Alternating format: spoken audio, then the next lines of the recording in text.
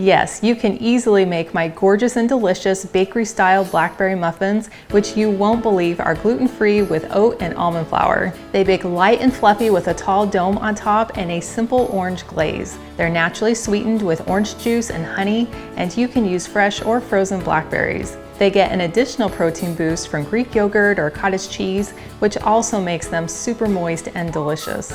To make the muffin batter, we're combining honey with sour cream, some eggs, some freshly squeezed orange juice and zest, some oil, vanilla extract and almond extract, and then we're adding in oat flour, almond flour, and tapioca flour with some baking powder, soda, and salt. Then we add in our fresh or frozen blackberries, spoon them into our muffin cups, and bake. Once they've cooled, we add a really simple glaze of powdered cane sugar and orange juice. Then add a little orange zest and enjoy.